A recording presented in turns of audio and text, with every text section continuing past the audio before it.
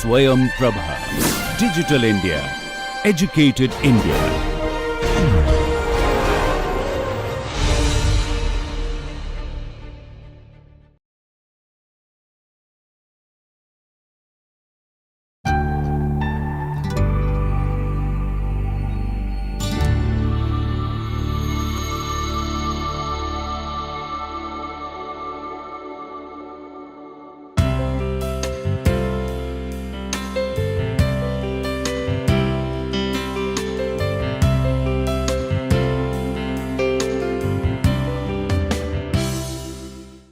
Good morning and welcome back to the lecture series on partition of India in print media and cinema. So, today we are going to talk about the accounts of the survivor. We have already discussed in detail about rehabilitation and the process of recovery, the recovery operations that were carried out on both sides of the border and how the women were affected as a result of this. So, today we are going to take a look at some of the fictions, and not necessarily about the woman, but about the different voices, secondary voices. So, today we are going to look at the, for example, the perspective of the child, and of course, then we are going to talk about the experience of the woman that has been abducted and returned. So, today we are going to talk about the experiences of the non-male members of the new post-colonial nations and what they underwent as a result of the atrocities that led to and followed the partition. So, we see that this ideology behind the recovery operation was not only to bring the abducted women back to their natal home, but also bring them within the fold of a patriarchal structure. So, women were returned to their male members, and women that were not supported by male members were seen, they were perceived as potential threats that were destabilizing the normalcy of or the ones they were destabilizing the moral values that a society holds as very dear. So, we see that women were returned to their male members. That is something at the heart of the recovery operation. And so, Stephen Morton says, and I just read what he says, although the recovery process might seem like a worthy cause that counteracts the abduction and violation of women, it is also complicit in the maintenance of national boundaries and discourses of ethnic purity. So, in the same way, Shumona Dasgupta goes on to say that partition was coded as a failure of the male nationalist to protect the political integrity of the nation, as well as the inability of Hindu and Sikh men to protect their women. This led to a violent compensatory performance of masculinity. So, the recovery operation, the recovery act becomes a display of this welfareist paternalistic attitude of on the part of the male enactors the male enactors that were at the forefront of this nation building process.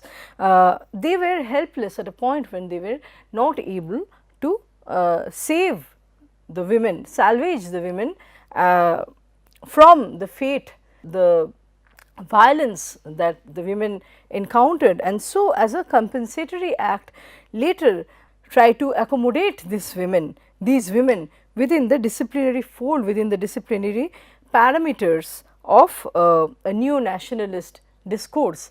But as the feminist critics note, this bringing back is also another process of violence. It is not something that happens often with the consent and consultation with the woman, right.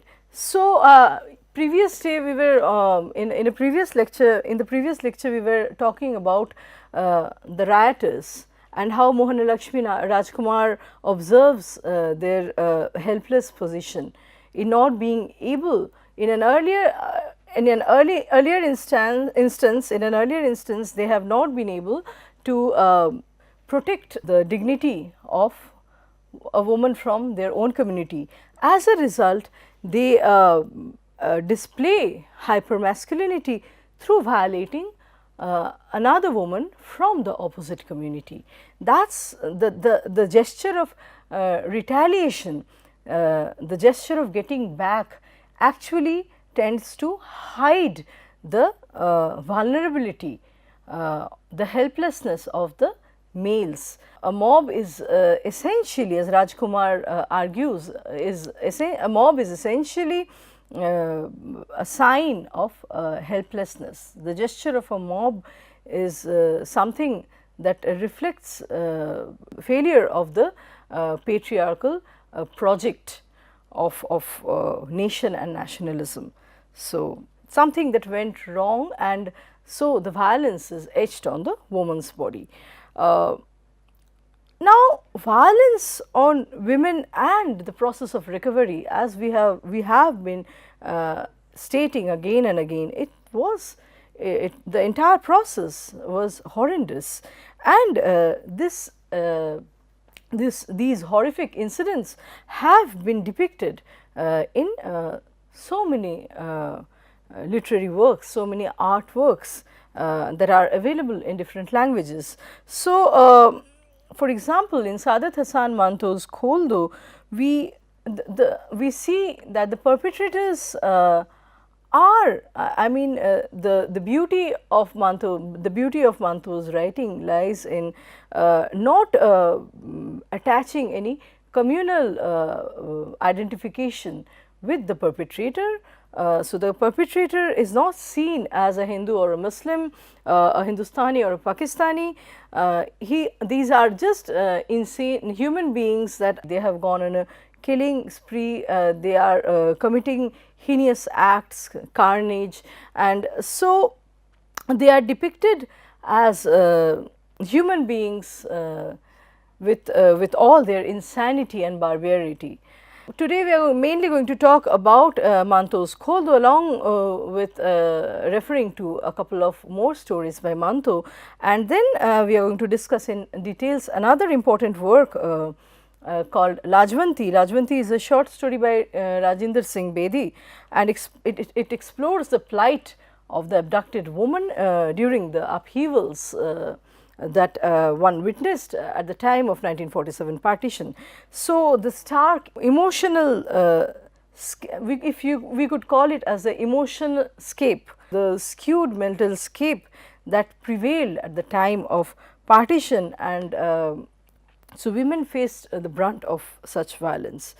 So, I mean, when we talk of Manto's short stories, at the heart of his works, and that informs most of his writings, which is brevity and a shocking effect, something that jolts the reader out of his or her callous location outside of the time space of the stories.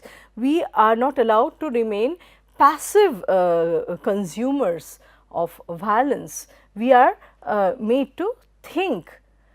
And so it disturbs, and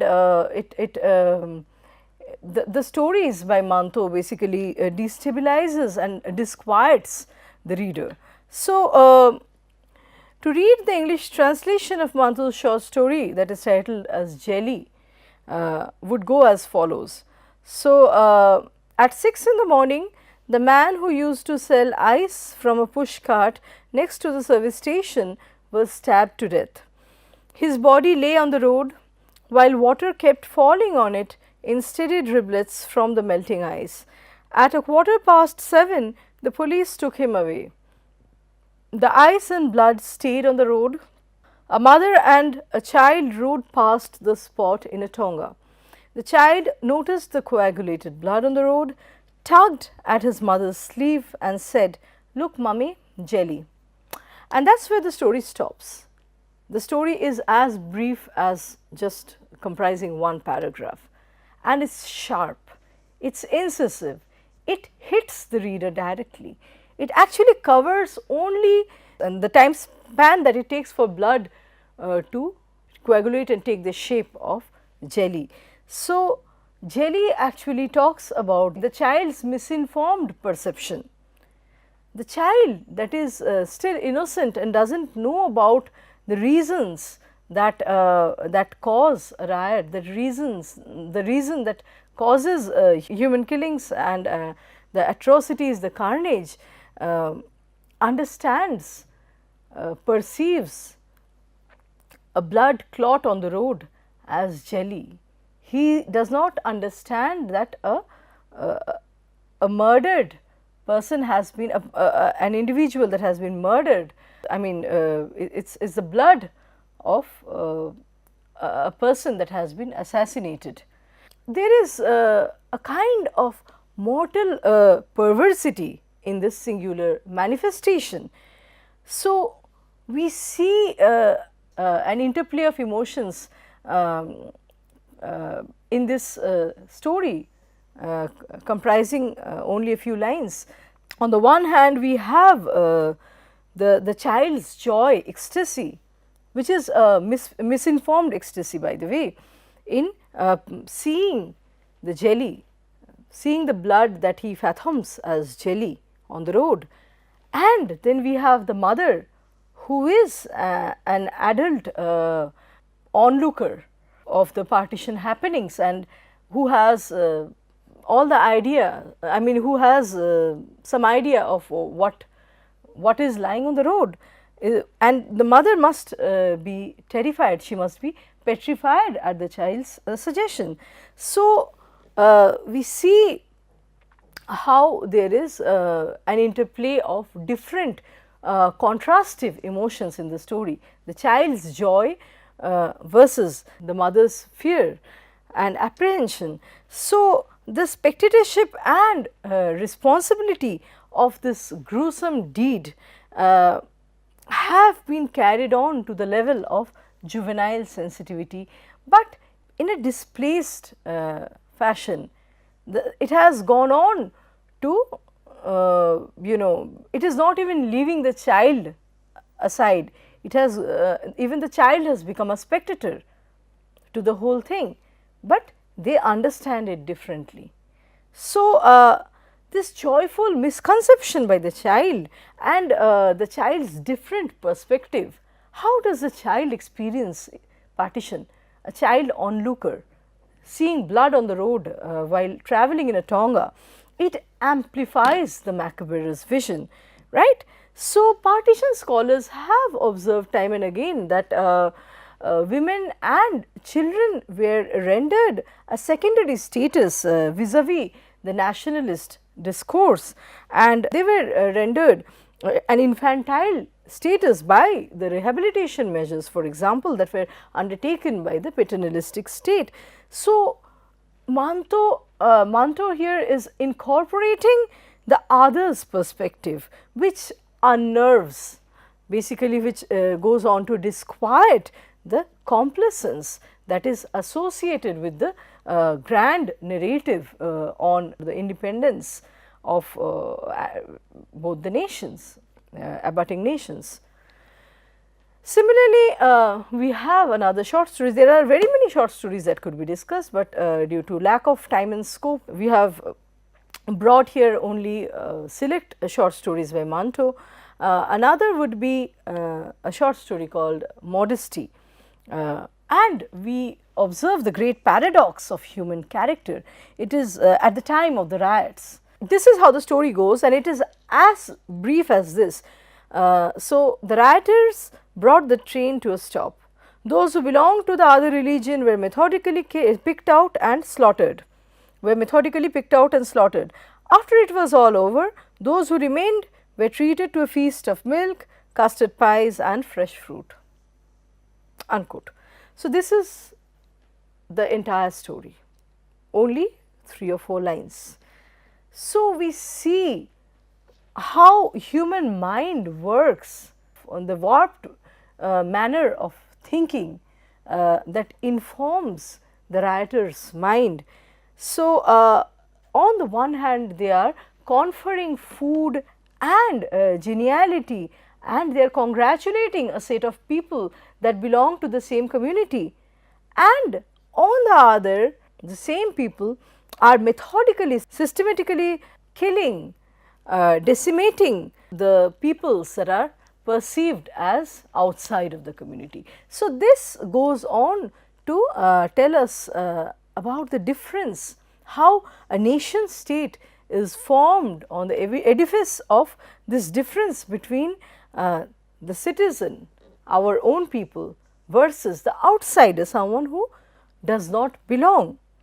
So, such an idea nation thereby delegitimizes any possibility of plural existence, plural communities, syncretic communities, and so such a nation formation of the heart of such nation and nationalities concept is the idea of pure political nations. We are talking in terms of purity, and so anything that is outside, perceived as outside or kind of diluting, threatening the purity of the nation is decimated, it is gotten rid of, it is eradicated. So, train becomes in essence the twin post partition nations. So, we have the act of feasting going on, and it is almost, I mean, it is unseemly, and it is so inhuman that people are feasting. There is excess of blood on the one hand, bloodbath, and on the other hand people are feasting. There is a party, there is a funfair going on. So, onerous celebration of a supposed independence, and this notion of independence where feasting has to go on simultaneously with bloodbath is being imposed on the common people. It is extremely fulsome, it is repugnant after a point, and that is something that Manto is trying to depict in the short story. So, coming to his short story whole though, it challenges the discourse of nationalism and problematizes such an idea through depicting how the idea of nationalism is co-opted with patriarchal ideology. So, nationalism and patriarchy actually go hand in hand. Nationalism upholds and in turn is upholded by the patriarchal setup, the patriarchal mechanism, and so both together habit in there is a connivance between these two concepts in further and further marginalizing the woman. So, it is done through a set of fine tuned techniques of microphysics of power, as Michel Foucault would suggest, and so they are very similar in the way they operate, in the way they function, the idea of nationalism and the idea of patriarchy. The story begins with Sirajuddin witnessing the violence and chaos around him, and he remembers how his wife had already died due to this aggression.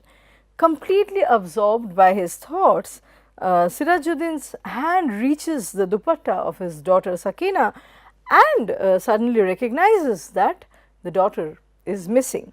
The old father gets up and starts asking people about his daughter, and finally, there are some young men that claim to be volunteers and who promise to help the desperate father. And then some time has passed, some time elapses. In another scene, we see these same men traveling in a lorry with a missing young woman, a missing young girl without her dupatta actually, and who is trying to cover her bosom with her hands. So, this, and after that the reader is taken to the final scene, the climax of the story, which is in a refugee camp where a woman, a half dead young girl is brought for medical checkup. Sirajuddin comes and recognizes the body of this young woman, half dead woman, as his daughter, and upon reaching the hospital, he enters the doctor's room where the body has been placed, and the doctor looks at the body on the stretcher and commands to open the window. The doctor says open it, suggesting that the windows be opened so he can take a better look and examine the patient properly. Upon hearing these words, Sirajuddin's daughter Sakina actually moves faintly. She, with her almost dead hands, she undoes her salwar and lowers it. So, the reaction of the father is remarkable. He is joyous. He cries, with happiness that Sakina, she is alive, my daughter is alive, and the doctor in turn is drenched in sweat. That is where the story actually ends. So, Sakina becomes representative of a great number of women whose bodies were receptacle of the atrocities committed during this tumultuous time period. So, these women bore the brunt of the chaos of partition, and their chapters have been silenced and forgotten from history. So, this silenced part of history is being given voice through Sakina's singular gesture of untying her pajama strings. So, Sakina is a victim of different fragments of power that have been exercised on her, and all of them have oppressed and dehumanized her. So, Kholdo explores how the women that were migrating to their respective countries were violated and victimized not only by men from the opposite communities, but conversely also by the ones that claimed to be volunteers and that came garbed as the protectors, the supposed protectors. So, in the story we see that Sakina is a Muslim girl. She is ravished by the Hindu or Sikh men, and then later on in the process of being salvaged, being brought back, she is also ravished by the men from her own community. So, from here we get a very skewed notion of nationalism, where the protector becomes the predator in fact, and where this collective madness and lack of humanity spares no one. And this is something that Manto is trying to examine. Manto presents how men who were considered as rescuers of national honor and pride through protecting and safeguarding the woman, were the ones that had resorted to bestiality and madness. So, Tarun Saint commends Manto's work for dealing with anxiety of representation that surrounded the grey zone of the partition. So, we see that there is only a thin line separating the victim from the perpetrator.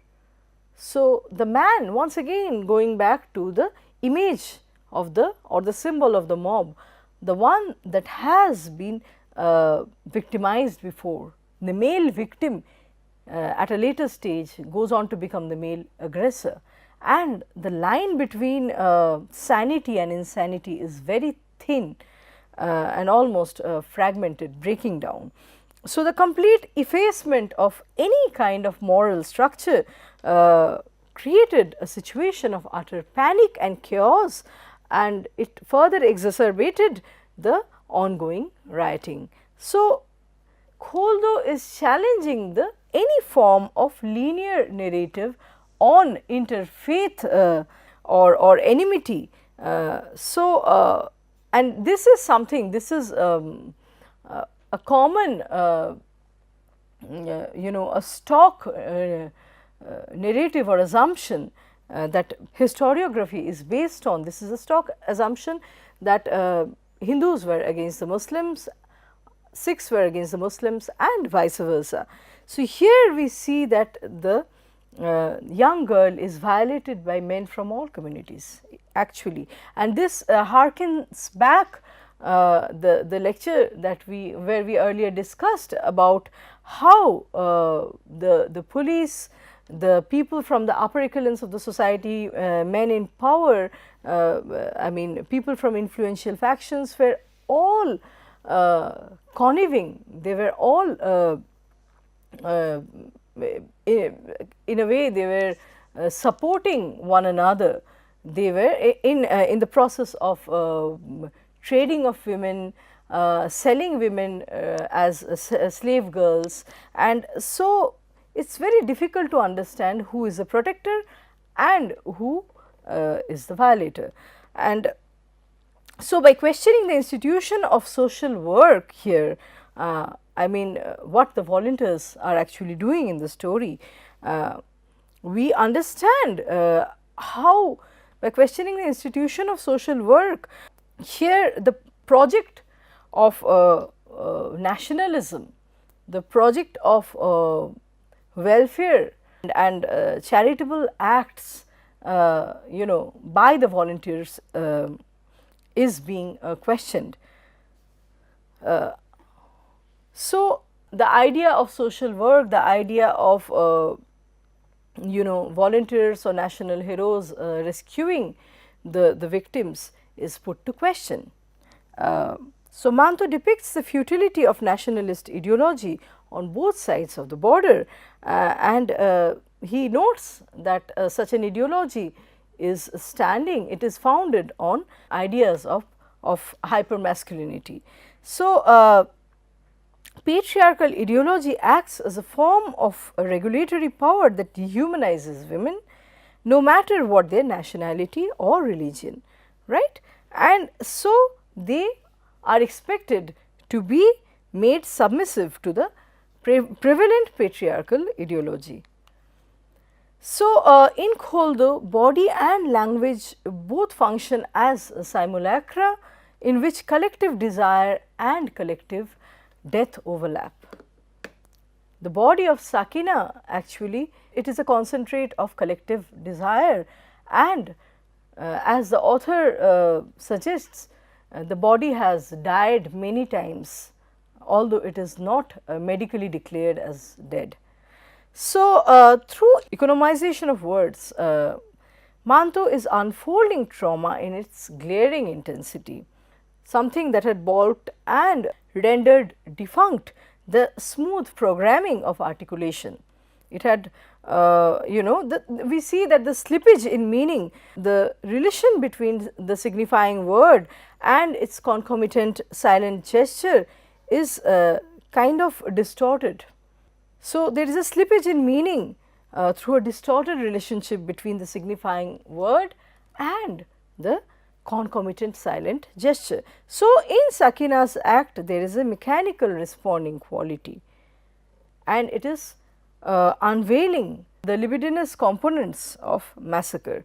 So, we see emotion and language being juxtaposed with action, where there are two elements being deployed by Manto. One is terseness, brevity, and then comic treatment of bloody acts, grisly sights, which enable a visualizing capacity in the reader and deliberately heightens an unguarded shocking impact, something that is unprecedented, something that the reader did not expect as coming, and so it is unglaring and hits the reader directly. So, beyond expressing her horrific violation, his utterance, the father significantly, Sirajuddin, father of Sakina, wants the daughter to live despite knowing that parts of her body have failed, and so he is embracing, he is accepting her mutilated self, the way he finds the daughter. So, Sirajuddin's accepting the suffering Sakina, who who might have been considered as socially dead by other fathers is actually remarkable in the story. And we understand the female body is going to carry this pain even if Sakina survives. We do not know if she will survive, and if she does, she will carry this pain, this remembrance of violence in her body for the rest of her life. So, in Open It, we could see that there is, if we discuss, I mean, if we understand the story in terms of what violence does to language, we would note that there is a complete breakdown of the language system. So, there is a flabbergasted quality to the individual responding mechanism, and that actually reveals violence, or reveals the bestial act in its bare form. So, the dark side of language emerges through a lack of comprehensibility. There is a gap and a lacuna that cannot be overcome, cannot be bridged. So, the maimed girl that has been the maimed girl that has encountered rape several times, she has been raped by many men, and so she is able to interpret all signifiers only in terms of that one signification that encompasses her distraught body. So, we see it is a historical moment that had warped the normal functioning of a message. Kholdo, it could mean, the word open it or kholdo could refer to so many things. In this instance, it was referring to a window, a command that window be opened, but Sakina relates it only with one signification of untying her pajama strings and lowering her shalwar. So, open it hints at the cataleptic act of opening and closing of limbs. She is opening the shalwar and then she is opening her limbs, doing and undoing of the pajama strings at the command of a succession of rapists. So, here Manto does not explain, he is giving us a very paired off form. There is a minimalism in his language which actually captures the society's crisis and shame for losing the capacity of sane imagination. Who is to be blamed for Sakina's loss of sane imagination? Whenever she hears Kholdo or open it, she actually connects it with the very one thing, right? She can only connect it with one thing. So, we see this overwhelming presence of only one meaning at the cost of obfuscating other meanings. As in the case of open it, it refers to a situation where partition had become overarching, it had become larger than the condition of normal human existence. So, at this point I would like to stop today's lecture and let us meet for another round of discussions with the next lecture. Thank you.